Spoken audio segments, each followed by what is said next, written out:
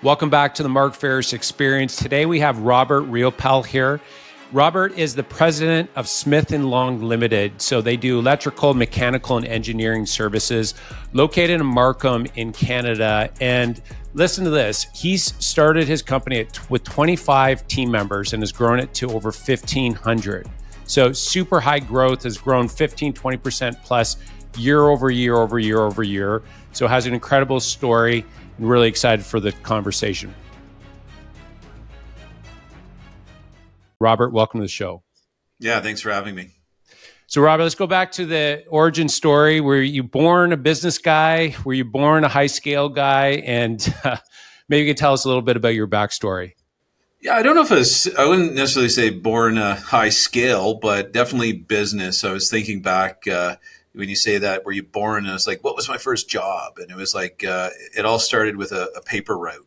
And I actually, anyone I've talked to when I'm hiring, I was like, they started with a paper route. I'm like, man, that's going to make for a good person in the company. And it's because it kind of starts things, and that's about getting into business and getting into things like making money early in your life and understanding how things work. And when I reflect back to the lessons I learned there, with regards to like things like, cash flow, credit, it's like, you're delivering papers, but, in a way the paper agency is selling them to you and you're reselling them to the customers. And a lot of these things that, happen in real business are happening on a very minor scale, but that's kind of where I started. And from there, I've always had a job. I've always been a worker, involved in something. But more recently got into, things like that were a little more entrepreneurial, where there are growth companies in the startup sector, on the software side of things. And then kind of ended up where I am today, getting into more of an operational company, but then kind of applying some of those high growth strategies to something that's very operational, and that's been interesting. Mm-hmm. Robert, so did you when you got through high school, did you go to post-secondary? Was there like any formal education to understand growing businesses, or was it just you learned as you went along, or is it a combination of both? Yeah, you know what? I'd say all of my education on business and business growth has all been applied. I actually went to school for electrical engineering, and I can't say they taught us very many things about business in that program. Most of my learning came from, after I graduated. I've always had small businesses up until when I went to school. But after I graduated, that was the first time that I was involved in a software startup company, where I think that's where a lot of the entrepreneurial business learning came. Building teams, scaling things, getting new products into market. It's all been applied. Mm. So you get out of school and you get into the workforce. Did you immediately go start your own company, or did you go work for another company and then learn and then, from there take that next step into your own business? Yeah, I mean, if you're going to university, the next step is not to typically start your own business, right? The next step is to work for a large corporation or company. And that's exactly what I did when I graduated. I actually took the chance I moved out to Seattle, worked for Microsoft. And it's a large company, but it was still a little bit entrepreneurial. But it was interesting because during my time there, every year that went by, I could see them becoming more and more bureaucratic and process based, and that entrepreneurial edge that got them there was starting to kind of fade away over time. That's really good insight. And so you saw this trend happen. So what are some examples?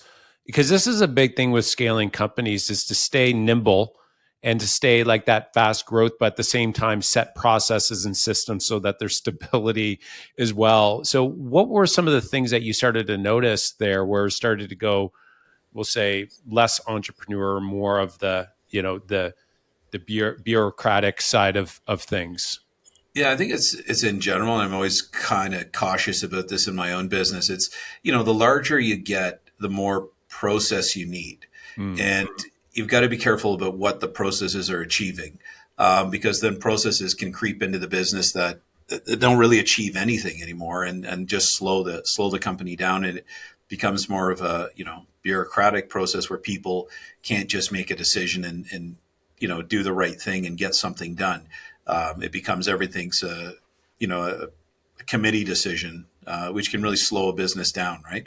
If you have good people in the business, you shouldn't have to worry about having strict process. And I think that's my observation as you go from, an entrepreneurial small company into a large company.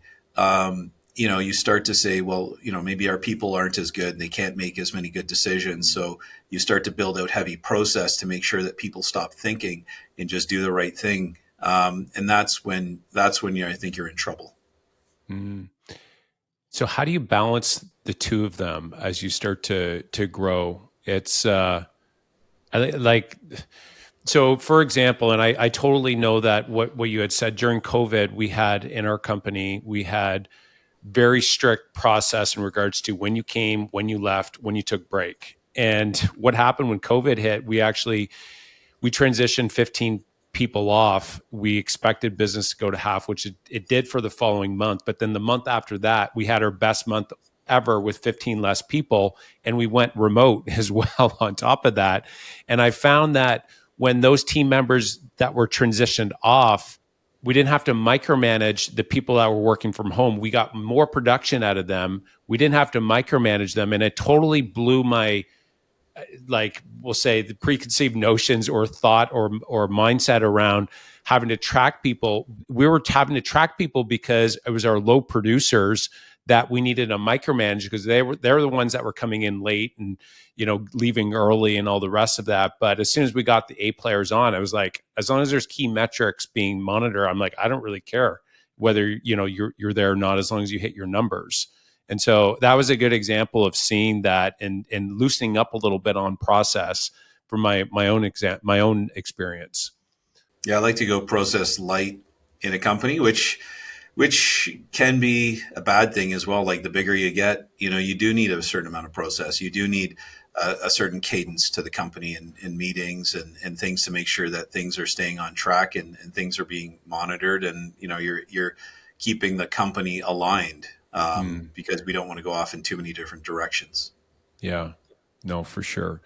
So when you went in, you started with another group, and then what was the moment you're like, I'm going to do this on my own. I'm going to go out and do something on my own right now. When did that opportunity come up? And then what helped you make that step forward? Because it can be scary.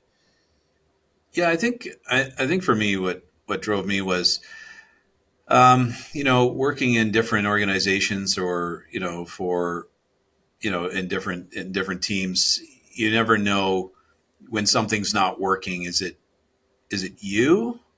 Is it the team? Is it the company? Is it the investors? Is it, there's so many factors that can be the influence, right? So how do you really know if, you got the right ideas or the wrong ideas, right? And, having the opportunity to prove it, or, show myself, is it, I want to isolate all the factors to just down to one. And, if I know what I'm doing, then hopefully we'll go in the right direction. If I don't, and I've got silly ideas, then we'll probably go in the wrong direction. So that was actually a big driver for me. I wanted to see, am I right or wrong? So I just wanted to see.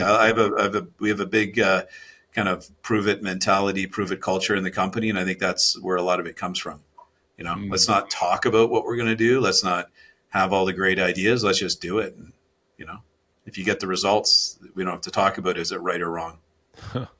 I like that. So you're curious to see if you had what it took to be successful as a business owner. Yeah. I wanted to see. Yeah. No, that's really good. That's good enough, and that's where, when you go on your own, as long as you have some sort of motivator, and I think fear of failure is probably one of the strongest motivators as a business owner. Is that what drives you? Is that fear of failure? Is it impact? What do you think gets you up early and makes you stay late? I mean, growing to that level, you've had to overcome a lot a lot of challenges, but what keeps you going? What keeps you going the extra mile? Yeah, I think when you look at what kind of keeps it going, and when I look at the whole company and what we're doing, is it's about I like building, I like challenge, right? Hmm. And I think if this company stops growing, it's going to become an operational company again, and for me, that's just not exciting because then there's nothing to learn. We know what to do, and we just start doing it. We're just kind of following the same path, and that's just for me. That's not exciting. I don't want to kind of continue to micro optimize things. I want new challenges. I want new things to come about where we're like, we don't know how to handle this, but we'll figure it out. And I think for me as well, it's about it's an obligation to the people that have come along for the ride so far, because they, just as I have, want to learn more and want to develop and go to the next level. They want the same thing, and if we stop growing the company, that means we're going to stop growing their careers. So we don't really have a choice. We have to move forward. Yeah. Well, it sounds like you've built the business large enough now where all of the team members that work with you is big enough where they can hit their goals. And I think that's a pretty cool thing that you want to keep going, and it's around growth. That's and challenges. That's really good. So when you started, what was the thing or the one or two things that you did that was one of the, we'll say, the most pivotal things that you did when you started to get the business off the ground, to have a strong foundation, to have massive growth?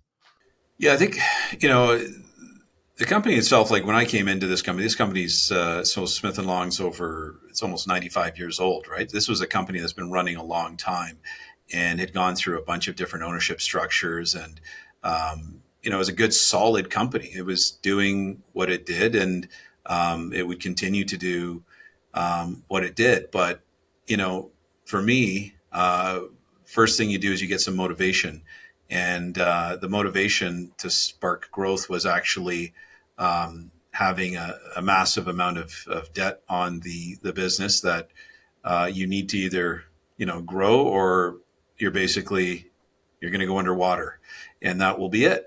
So I mean, there's nothing like motivation. I think there was a little parable about like the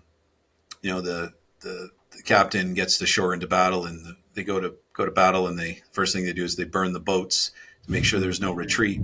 Um, you know, Yeah. there's a certain amount of motivation to you don't want to fail, and you don't have a choice. That tends to create great motivation for growth. Mm. Yeah. No, that's because it's hard. I think Elon Musk said that starting a business, growing a business anyways, is staring into the abyss, chewing on glass. Is like the staring into the abyss is the part of the unknown. Like you don't know at the end of the day if you're going to be successful or not. You trust and have faith you will. But then chewing on glass is like the whack-a-mole part of the business as well, where it's like you're constantly every day there's problems and challenges, opportunities, so to speak, right? And so I think having that motivation makes a lot of sense to get the airplane off the ground and to get that kind of energy going.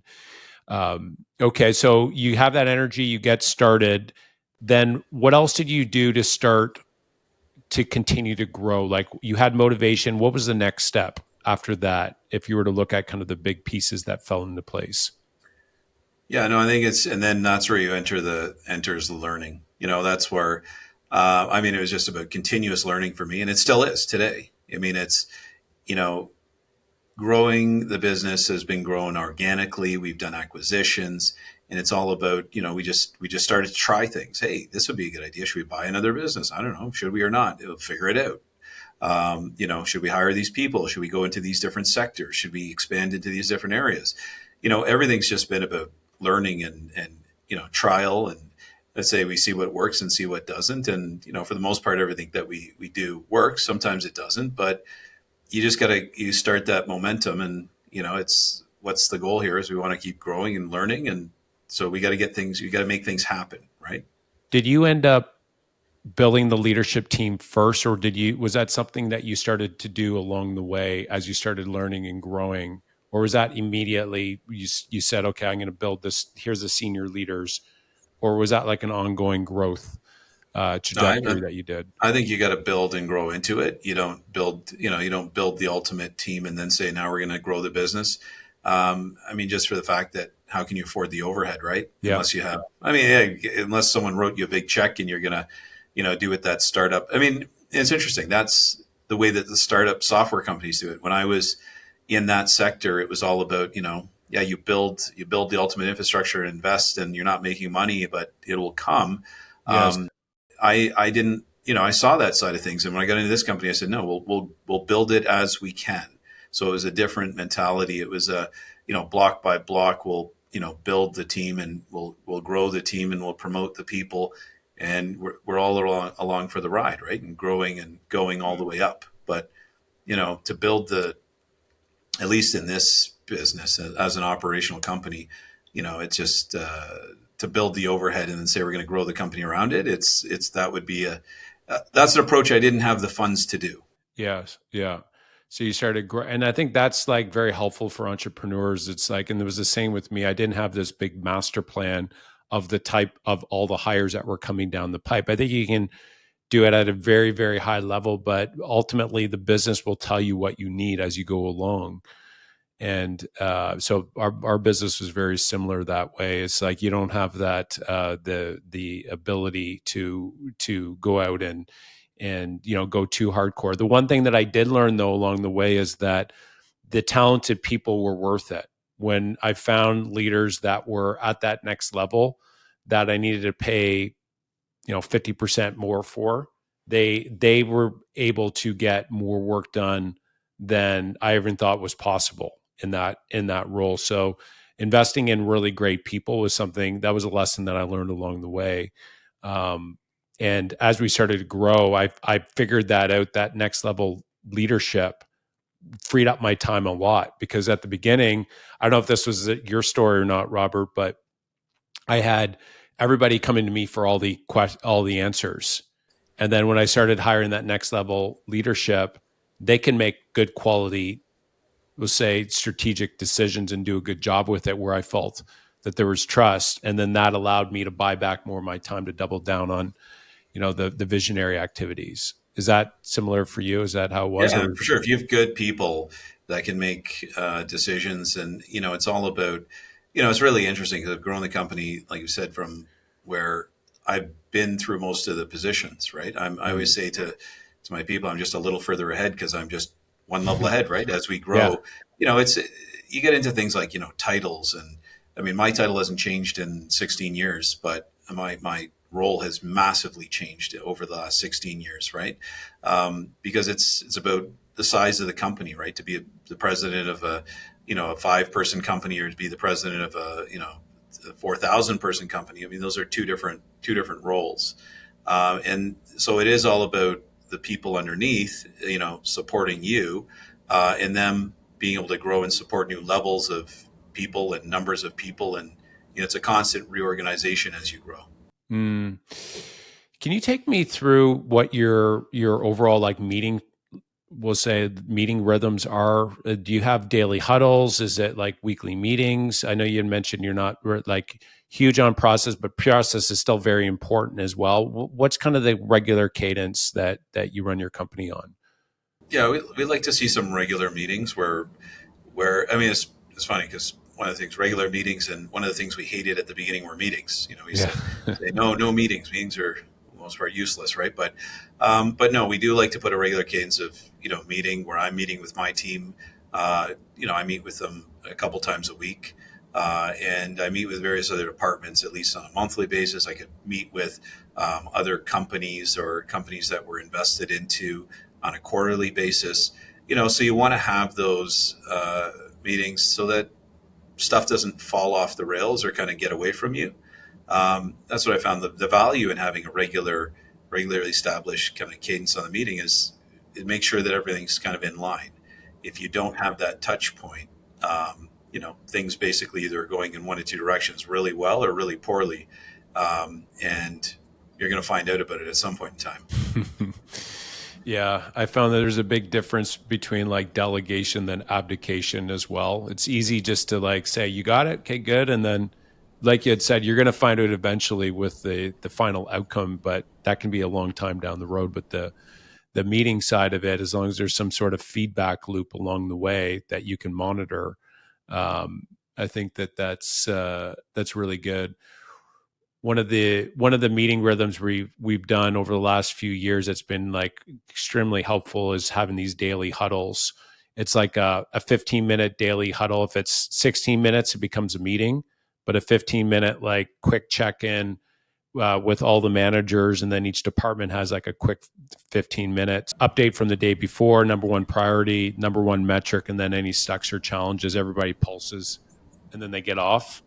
I found that to be like really helpful for communication and accountability, because peer accountability was I found to be very powerful in keeping people accountable to like what is that number one thing for their job to be successful. Do you find that reporting on metrics and numbers, is that something, are you big on that? Is that something like, or do you have an overall reporting when it comes down to the numbers, or does it depend?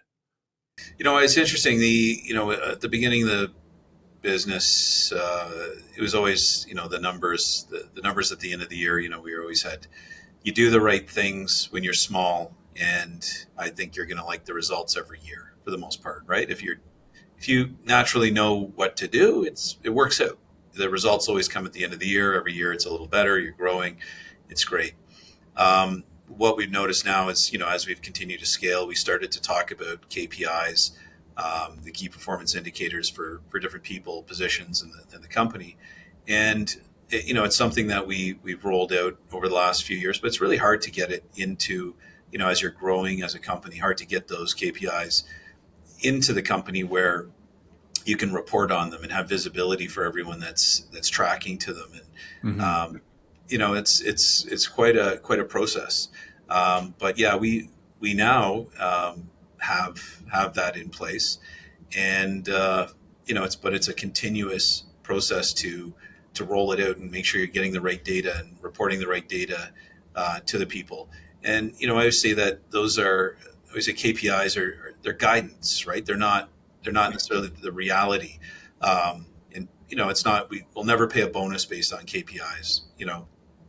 We use them as guidance because people can be doing a lot of different things where that contribution doesn't show up in a KPI. And, and sometimes on the opposite side, we can get people who will game the KPI to get the high performance where you're not really delivering that value. So, I mean, that's the starting point. KPIs are guidance, not necessarily the hard reality of performance. The end all be all. Yeah, that's good insight. The Now, only hard performance is the year end when you find out how much you made or the lost. number, yeah, the That profit, is EBITDA at the the end. that is the true performance of the company and a measure of your efficiency. Yeah, no, that's, and it's, I think, can you talk about the difference? Because this is a big misconception in business, is the difference between cash and your net profit or your EBITDA at the end of the day, and how each of them, I mean, they're both important, but they are different. Can you speak to that, like an entrepreneur that's out there, to maybe describe the differences out there? You'll Yeah, find out I mean pretty that's quick, I guess, if you run out of one of them. yeah. So I mean the cash flow is everyone always talks about cash flow, and I think at the beginning we really didn't put too much thought into it. We just kind of made money as a business, and the way this business was structured, cash flow, it was pretty reasonable, the conversion. And but I mean, we've put more of a focus on that than ever before now, as we've become bigger, because it's okay to say we made money, but if you're not collecting it, the truth is you don't really know if you made it or not till you collect it. Hmm. Is someone going to pay? Does someone agree with you that you've earned it? There's so many things that can go into that, to actually getting the money, that the best way to measure how you're doing is actually collect the money. So, that's where we've Yeah. put more of a focus. I remember that, it's like I started back at the beginning there talking about the paper route. I mean, it was, I was making money every week, but, sometimes I didn't collect. You had to go door to door once a week and, collect the few dollars, whatever you were, collecting at the time. Maybe it was $5, and like, hey, I need, to get paid for my newspapers for the last week. But I remember I'd have some customers who just it didn't work out to connect, and all of a sudden I was going and collecting for you know 2 months worth, and I didn't realize. That was actually the first indicator. It was the first time I learned. I've learned it again in this business many times, but it's important to collect because people, customers want to pay. If they're getting a service, they want to pay. They want to manage their money as well. It doesn't help them in their budgeting when you want a big payment all of a sudden. They'd rather pay every week themselves. That's better for your cash flow, and it's even better for them. Although I should have said, hey, this should have been great for you. I didn't charge you. I'm not charging you interest or anything. I let you not pay your bill for 2 months, but they weren't actually happy about it. And, so that was actually a lesson I should have brought with me to this one, but I think I relearned that one over again. Yeah. Yeah. That's really good. What a great lesson for a kid growing up to understand how business works. Especially, it was probably one of the best lessons when they didn't pay you to realize, hey, this business I'm getting into, it's easier to collect. In some businesses, it's really tough to collect cash, right? So, yeah. Definitely. So, okay. So here's a question. As you've scaled from 25 to over 1,500, how have you been able to manage culture and to still keep that feeling of, like, for you, when you started, you had a vision for what the company would look like. How have you maintained that strong culture where people want to come into work every day? Yeah, I think it's well, fundamentally it's starting with who do you hire and who is a cultural fit to start with in the company. Mm-hmm. And it's about kind of reinforcing as well and making sure people understand our culture before they even come into the company. And we explain that, during the interview process. We re-explain it again during the onboarding process. Because that's the starting point, and then beyond that, it's living it and doing it and making sure that the things that are a part of our culture continue to exist, right? And we promote based on it. We compensate based on it. The people that are best aligned with the culture are the people that do the best at the company. Mm-hmm. Yeah. Yeah. No, that's the culture side of it is something that as we were starting to grow in scale, it was like, it's not the same feeling anymore. We were starting to get some of that. So we really doubled down on these values, these core values, and, the mission. And I realized for myself that was one of the most important things, that I like chant it and find out new and creative ways to reinforce it, where people, when they're coming in, they're starting to get like, okay, we're starting to become part of this community. And then when the team members, they grab onto it, they were able to take it to the next level. But that's still something that I'm constantly like cheering and catching people doing the right things, and not we'll just say correcting them when they go against those values as well.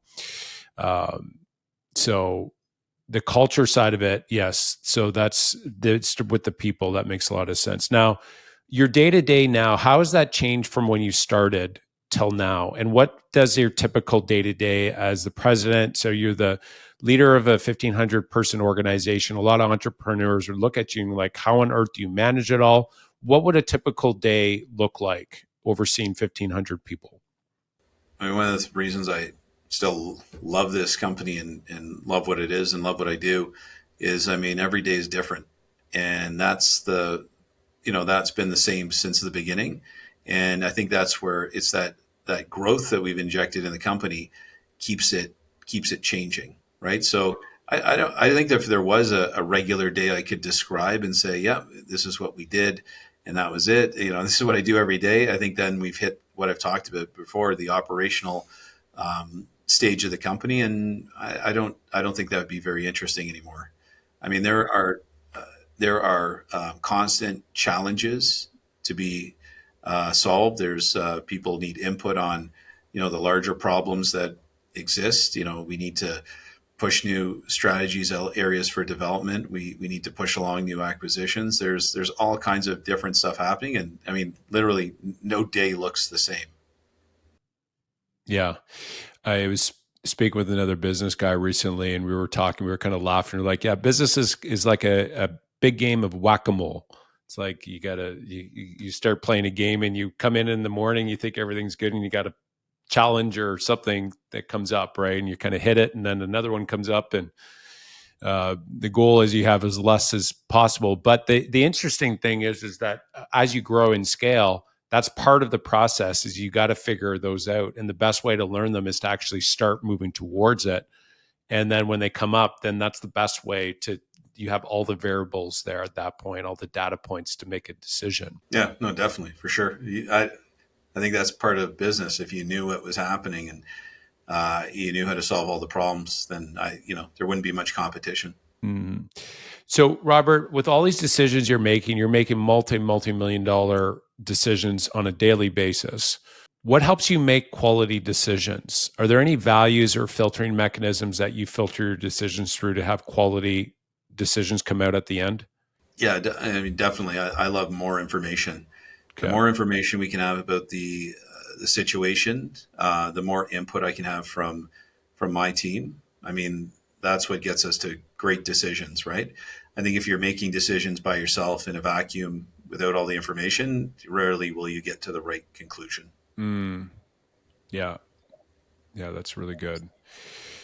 One of the things that I saw, actually, I saw an interview where they were saying what it was like to uh, work with Donald Trump. And I think it was JD Vance. I was just listening in, and regardless of whatever the politician, the politics side, the listeners that are listening are on, that business lesson is here. So take away who it is. I know there's polarizing views on both sides here, but one of the things that I think it was JD Vance said about Donald Trump is that even though he's a president of the United States, he goes and speaks with the frontline people, and he gets the information from the front line. So when all those homes built or burned down in California, all those homes built, they all got burned down.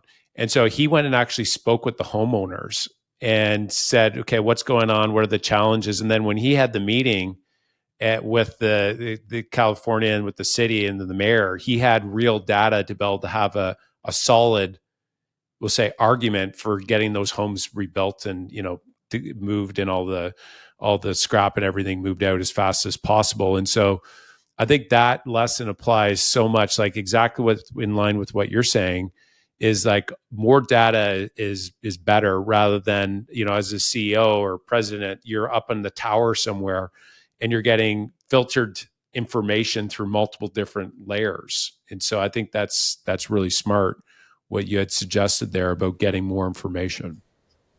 Mm-hmm. Yeah, definitely. Yeah. So, okay, how about daily habits and routine? So you're producing at an extremely high level.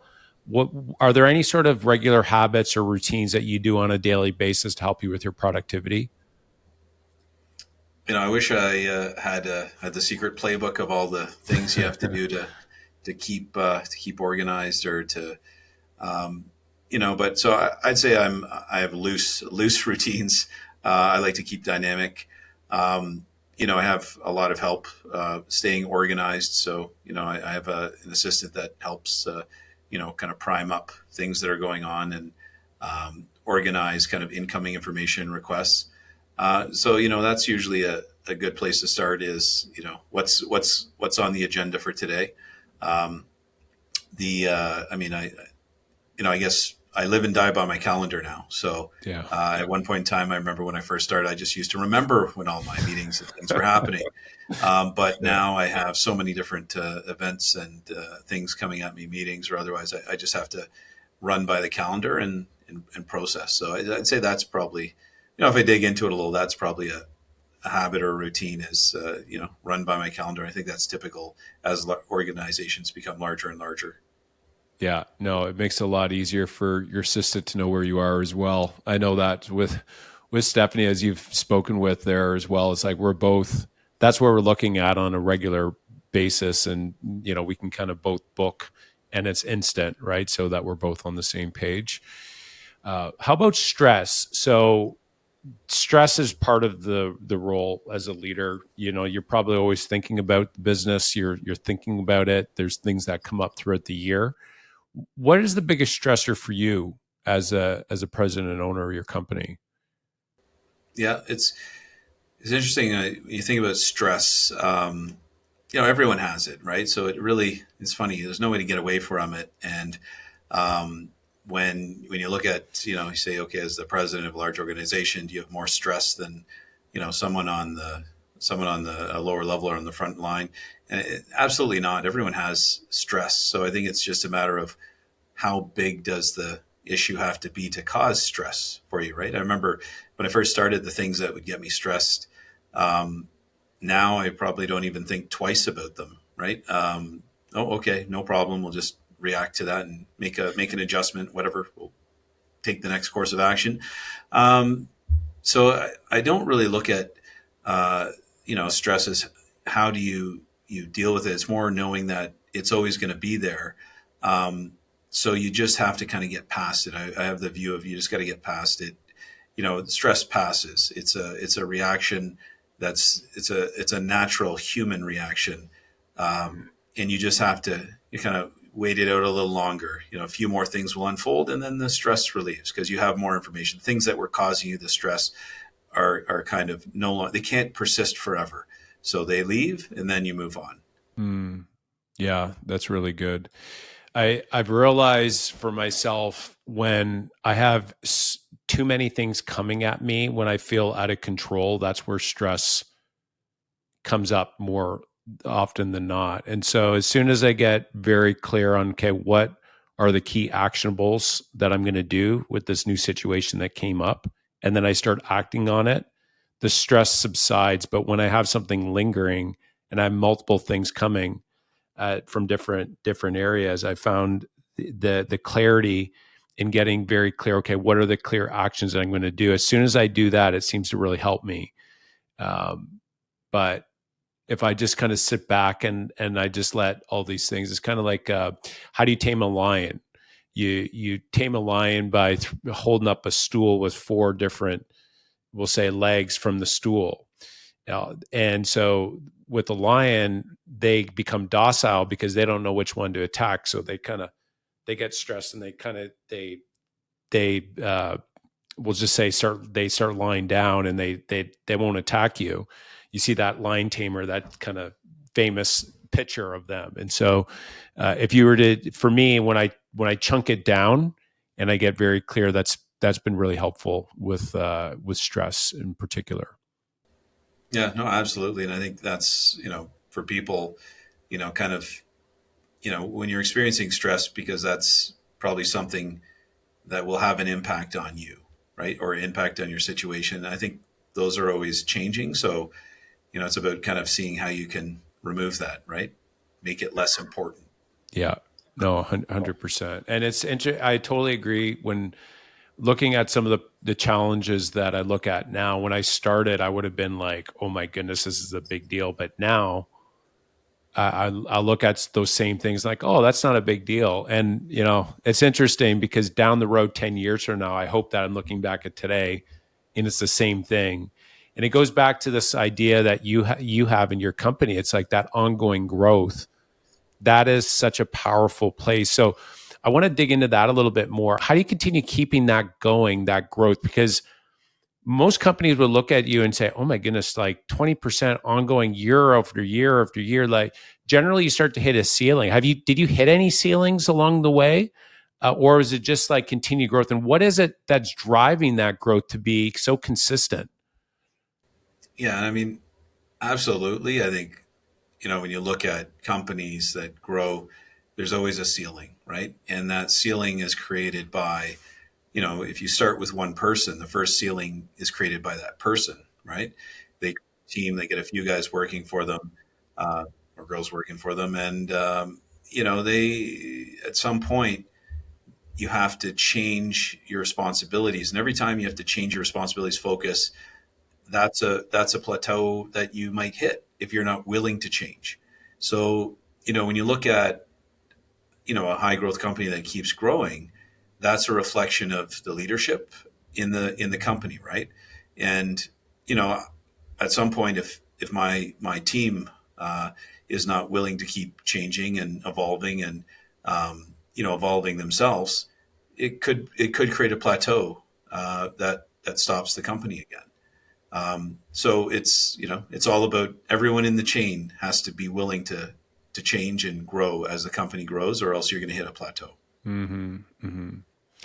How do you find these leaders that will say maintain that high growth mindset? How do you find that? Because a lot of entrepreneurs are like, oh, I wish I could, find really great people to help. That all sounds well and good, but like, how do you find these A players? Yeah, I don't think you find them, you develop them. And this is about development and growth of the company and the development and growth of the people. I see that now as, I mean, that's the most rewarding part of my job is, taking or helping people grow through their personal plateaus so that they can go to next levels. And that helps the company grow. I don't know, that's part of the whole thing that we're doing here. I think it's the exciting part. Mm. What does that development program look like? Is that kind of just, we'll say, fluid through day over day, or do you have an actual program for that? Like, how do you develop your people? What would be kind of some steps that you could give an entrepreneur that wants to build that into their culture? Yeah, I mean, and for us, I think with this entrepreneurial culture, we tend to not have a program, or we tend to not have, a training program formally defined. Yes. Everything is very applied. It's all, on the job training. But it's about creating, feedback loops for people, having regular touch points, talking about things open-mindedly in a non judgmental Mm. atmosphere where you can talk about things that aren't working and say, look, you know, we need to improve this. Like if this is your plateau and, it's something that's going to be holding you back. Like, do you want to go to the next level? First, do you want to go to the next level? And if you do, how can we work on that to build the skills so that, this no longer is a plateau for you? And those happen. And so the first level is at one phase, I'm coaching my people, but then the next level is it's got to continue down the chain. So it's about coaching them how to coach people, taking their experiences and then rolling that down again. And I think that's the exciting part in our growth company is we keep getting these opportunities. And, as we get bigger, there's always the next challenge. How do we get that down another layer? And how do you, now become not just a consumer of the mentorship, but a teacher of the mentorship? Man, that's so powerful. Robert, you said something that I really want to underline. You said non-judgmental way. So you have a culture that although there's pressure there to perform at high levels, there's a humility or a humbleness or safety place. I think that, so here's an example. I remember playing 1 year of hockey and I played junior, and there's this 1 year I was just with this team that it was not a great, would say it was not a great year. I was a rookie that year, and I remember playing against, and there's this 21-year-old. So I was like 16. This 21-year-old, and he would always pick on the rookies. And for me, it was like I actually got into a couple practices. There was a couple, like I actually fought the guy twice. He was this big goalie, 6'3", and I was a rookie, and so I was constant in a state of not being in like a safe place where, when I say safe, like you're coming in and it's our team versus the other team, that's different. But when you're coming in the change room, you want that to be a place of like safety. And so that year I think we finished in fourth place. We played against the fifth place team and we got beat 4 games straight. And so I got to see firsthand being in a culture of where it was not safe. It wasn't coming from a place of the other team members were trying to build me up. It was basically like, okay, you're against each other, and the performance just didn't play. Now I've been on other teams where we were like blood, and we would go, if somebody messed with one of our players, like they on the other team, they were taken out. But those teams always performed really well. And we see this in hockey all the time in playoffs. Is like, so you got this low performing regular season team, and then all of a sudden in the playoffs, they're just killing it because it's like they die for each other. And that's that's based all around what you're saying there is like the humility and the humbleness and the safety. And I think it starts from the top. And that's one thing that I've noticed about you, Robert, is that there's a humility there that would bleed through the rest of the company. It's like that's how you operate. You look at the leader, and it's like I'm providing a place of safety for my team, and everybody sees that. Is that, do you resonate with that at all? Is that what you've seen in Yeah, your I mean experience? that's what we're, and that's the key thing is like we're on one team here, right? Yeah. And if we're trying to give feedback, we're trying to improve people. It's so that we can be a stronger team, right? We're not doing it to try and put someone down or make them feel Yeah. bad or make them, think they're not doing a great job. It's about improving so that we're going to be stronger as a team. And those are hard things. The way most companies are set up, and the way things are set up in kind of society. I mean, the most part, if you're getting negative feedback, no one wants negative feedback. I want to move up. How do I move up? I just get the most positive feedback and then I'll move up. Right. So I don't want to hear the negative feedback because that's maybe an indicator I'm not going to move up. But, that was one of the things I've done in, my career. I always want to hear all the feedback. I Yeah. want to know everything that I can know. People don't like things. Something's not going right. I didn't do something.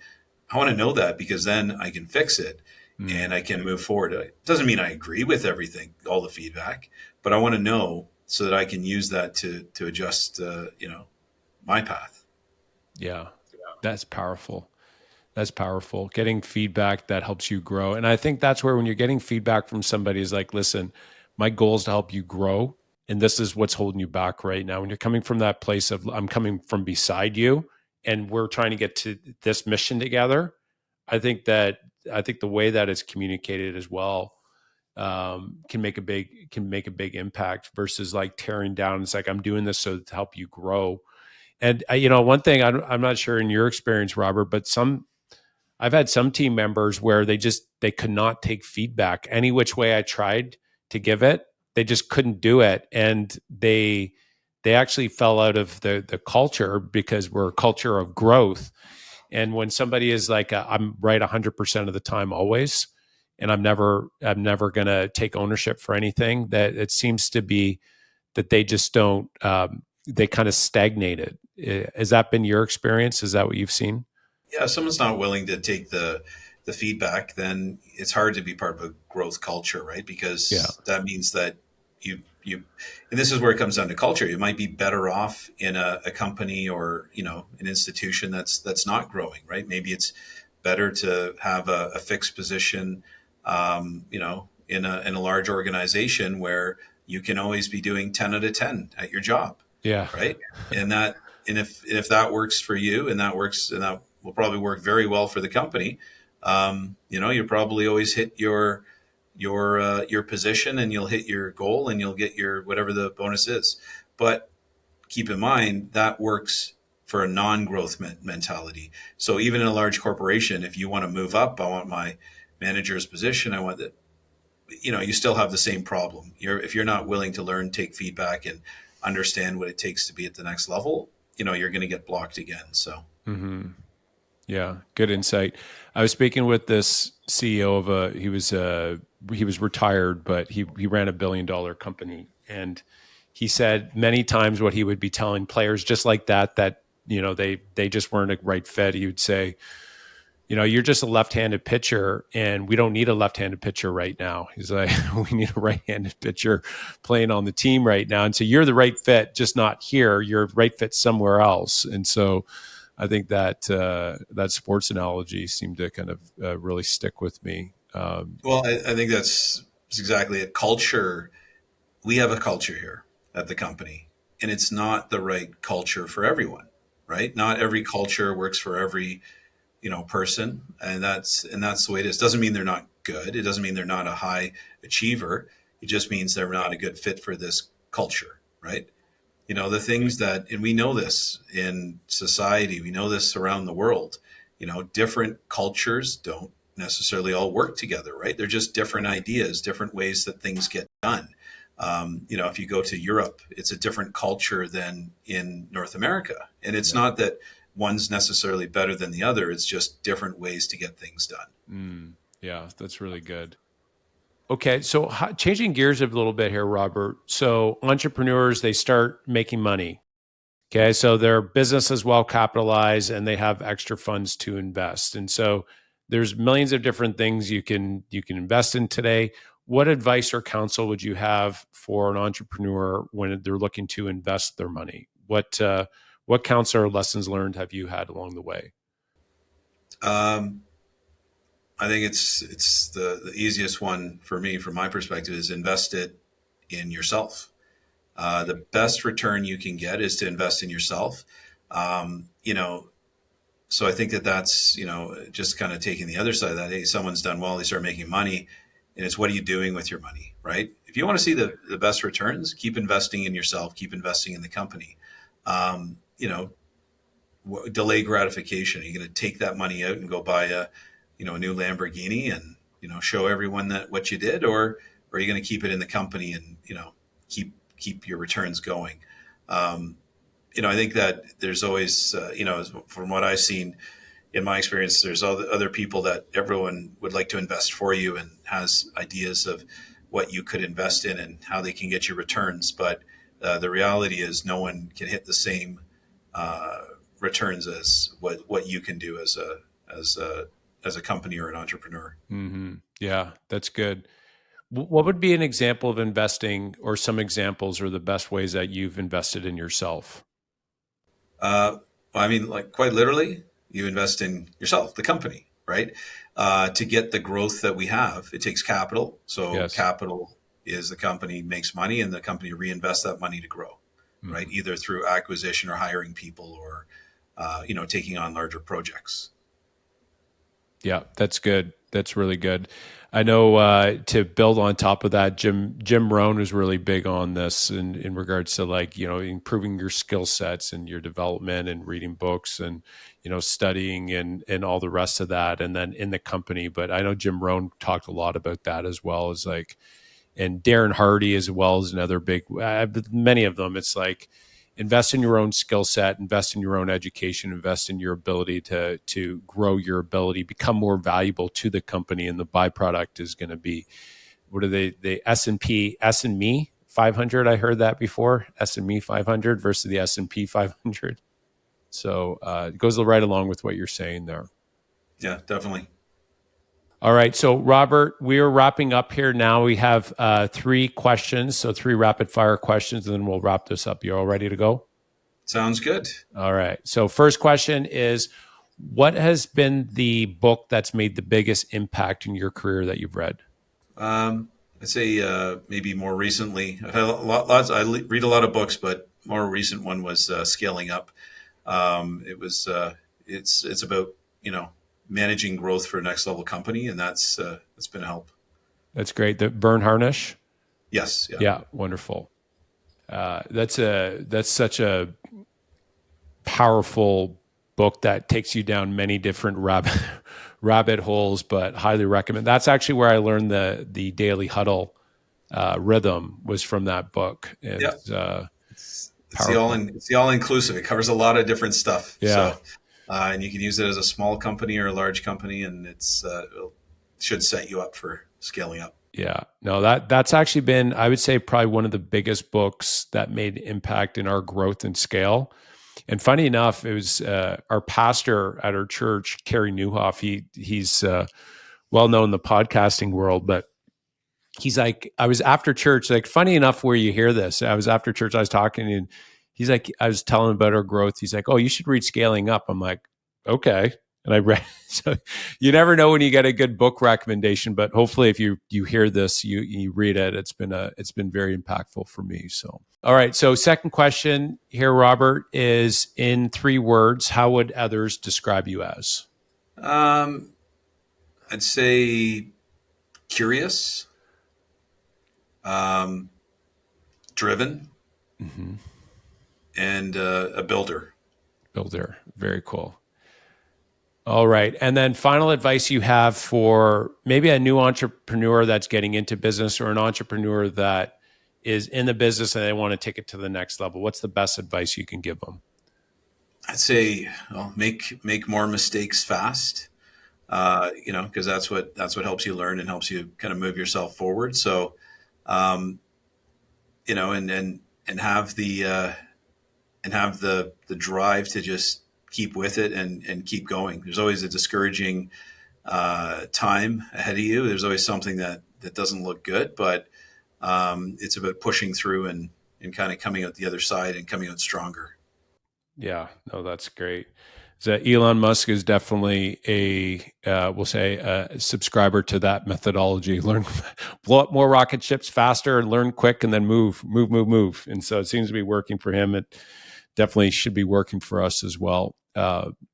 Robert, this has been wonderful, such a wealth of wisdom, and congratulations on your ongoing success. And I'm curious to see, not curious, waiting in anticipation your future growth and where you're going to be in 10 years from now, because it's going to be a lot more than where you're at now, I think, based on this conversation. So, Yeah, we'll just keep up the 20%.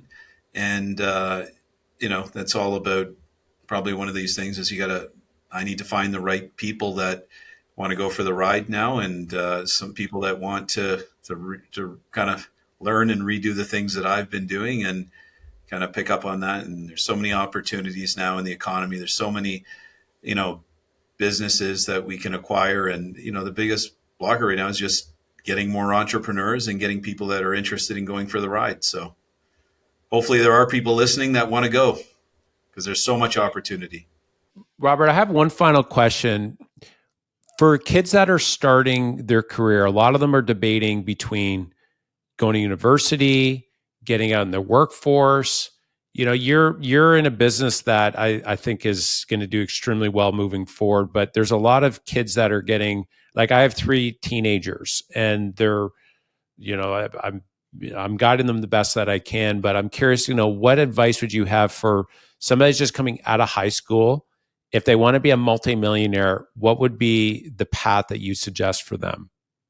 The first thing is, I think you better find something you're really passionate about and you really enjoy. Yeah. Because if it's work, I mean, there's lots of jobs available, but if it's work, I don't know if you'll ever get there. Um, you know, the stuff I do today, the stuff I come in every morning and do what I do. I do it for free. Yeah. It's not about making that $1 million. I mean, I think if you find something you love and you find something you're passionate about, the $1 million will come.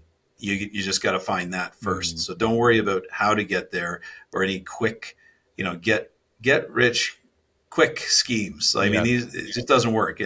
It's all about find something that relates to something you're passionate about, a hobby, and turn that into a business, turn that into something bigger, and that's what's gonna get you there. You can't fake passion. You can't fake interest. And it was one of the things I learned early in my career. When I worked at Microsoft, I had, I worked alongside other, developers and people developing code. And, I did a good job at it. And but when it got to the end of the day and it was 5 o'clock, I thought, yeah, I just want to, okay, I'm ready to go home now, go outside, try something new, find, socialize, have some fun with friends. And there were other guys that would say, they would just sit and stay because they loved what they were doing. And that was my realization. How can you ever compete someone that loves and does what they're doing for free? You can't. So find something you like, find a passion, find something you do for free and see how you can turn it into making money, and the rest will take care of itself. Yeah. Great advice. Great advice there, Robert. All right. So listeners, if they want to reach out, maybe find out a little bit more about your business, what's the best way they can check your business out, Robert? Yeah, a great place to start is on our website, smithandlong.com. So Smith and then AND and then long.com. Amazing. Thanks so much, Robert, for coming on the show. You did amazing. All right. Thanks a lot. Yeah, right on. All right, guys. Well, thanks for listening to the show. If you liked it, go ahead and share it with other entrepreneurs that are looking to grow.